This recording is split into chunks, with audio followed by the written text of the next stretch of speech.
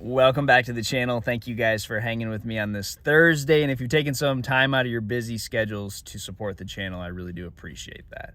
All right, so we've gotten a few cool nights, and that's going to open up the fall transition.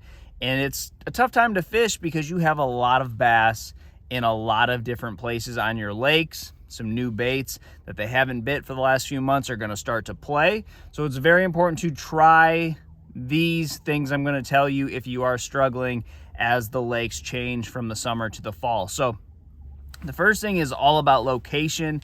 You know, if I can catch bass on the main lake, that's going to be where the biggest groups of quality fish live. Now the groups are dwindling away as we get later into the year. Thermocline, fishing pressure, fish are moving from the main river to the creeks, but you will still find a hump or maybe some grass where there is a school of undetected bass.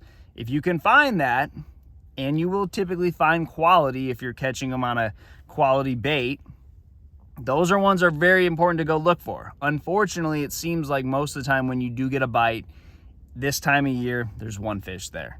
You know, especially if it's a bait that is easy to use, like a chatterbait or a worm, you just don't catch a whole lot of bass in one spot when we're into August and September. Now, things do change, schools do show up, but that's typically going to be in the creek. So the next place when I leave the main lake, I am going to look at all the pinch points where the creek channels come off the main lake and go into the creeks. Now, these are very important not only if you're catching bass, but a lot of times to just get a good feel for where the bait is at. Because if you're not seeing the bait on the main lake, you start looking in those pinch points, you're really process elimination rather, and you will maybe see bait, you won't see fish, and then you can kind of detect, well, have the fish already left these areas, or are we behind? Have they not got here yet? And I've done this a lot of times where I just saw bait, had a good feeling about an area, they weren't there yet, came back the next day and had some of my best days. I've done that a bunch of times. That is for sure a pattern. Just finding bait in an area and it being around likable cover, you can typically go back there a day if fish are heading in that direction. So those pinch points, and then as we get further along, the creeks. Now the creeks can be tricky. There are some upsides and downside of fishing in the creeks. The upsides for me is you have resident fish there, so there's typically always going to be fish there, and those fish have been suspended for quite a while. So for that reason, they're unpressured. Now, the downside of fishing in the creeks is they change every day, so they're really hard to go back exactly where you caught them yesterday and catch them again. Creek fish like to move around a whole lot. Obviously, water dirtying up in the backs of the creeks can really change the fishing. And I think it's very important to note whenever you are fishing the creeks, let's say you go way back in a creek and you get towards a different colored water than what you saw out on the main lake. That is either really good or really bad, and it doesn't take long to figure out which one of those two it is. And what you will find if you have like a stain on your main lake, but it still has good water visibility, if you get into the backs of your creeks and you realize that that water is like 6 inches to a foot of less visibility, typically that's not good. Now, the other side of that is you may have a really clear lake and the fish are moving around too much out in that clear water, and you go back into the creek and it's a lot dirtier. That may be where fish are posted up. They're sitting there, they haven't moved, they're staying in that muddy water. So you have both sides of that, but again, I don't think it takes you too long to figure out which one of those are. Now, the other upsides of fishing in a creek is those resident fish sometimes will be the biggest fish on your lake. They'll be hanging around cover for most of the year, or they'll be out suspended, but they'll be darker, they'll be bigger. They are from a year class during the spawn that may not exist anywhere else where there's a lot of fishing pressure, including the main lake. So your biggest fish, I do feel, live in the creeks, but that is just a single bass. Your biggest groups of quality fish, those are out on the main lake. So those are very important to note. The creek fish are showing up this time of year. You're obviously going to have those fish that are in between, and then you still got to check the main river. Very important to always check the main river no matter what time of the year it is. And that is basically where I'm going to look once we start getting these cooler nights. Now, there are a few baits that I do want to rattle off that I think are still very important in the fall time, and a couple of things that I do to these baits to catch more fish. So a spinner bait, this is a bait when the bass are on it, you better be throwing it, and there are times a year where it doesn't produce hardly anything. Now I feel like we come from a time in the summer, if you're not throwing it around brush piles or ledges out deep, or maybe in the grass if you have a lot of threadfin shad, a spinnerbait just doesn't play later in the summer.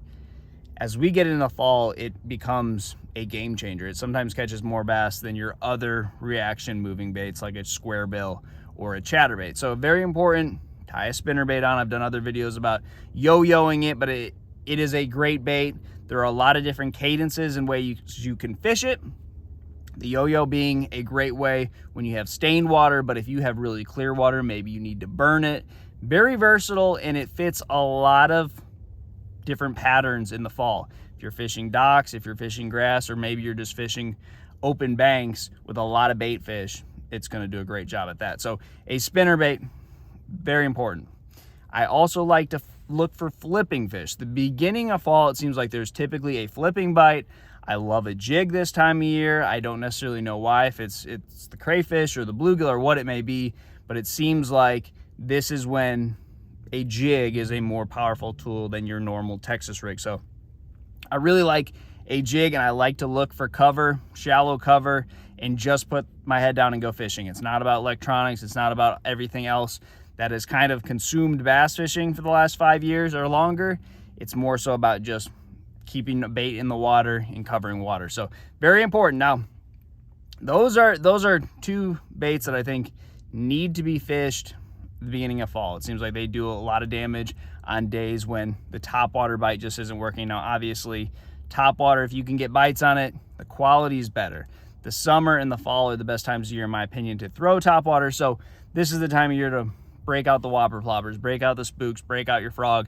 A top water is a bait that you want to be catching fish on, but doesn't always work, but still needs to be tried. So that is basically what I'm going to be doing, looking for fish. And this is that time of year where graphing, like in the springtime when you're graphing a certain type of grass, or maybe in the summertime where you're actually graphing schools and shell beds, this time of year most of the fish are found by just fishing. I think that's very important to note. When you're going out on the lake and you're staring at your screens, the best way to find fish this time of year is by picking up a rod and reel and going down the bank. And again, back to my whole point about you only catch, one fish typically off spots. I like to keep my stretches very short this time of year. So when you drop the trolling motor in the water, you don't need to go fish 400 yards down this bank, because it's not like the spring, where in the spring, you may have a stretch of bank where there's 500 fish on it, and they could span 400 yards and go back and forth, and there's going to be days where they're all going to be here and here and here, but you need to fish all of it. This time of year, more than likely, there's going to be 1 or 2 fish. So fish a good looking stretch, pull up the trolling motor, get on the big motor, and go somewhere else. Keep your stretches very short, 50 yards, 30 yards. It's more about finding where the bait is, finding where those concentrations of fish are migrating to, not so much about covering too much water. Cover short stretches, get yourself in the right part of the lake and the right part of the creeks and main river, and you should do really well this time of year. So good luck to you guys, and I'll see you on the water.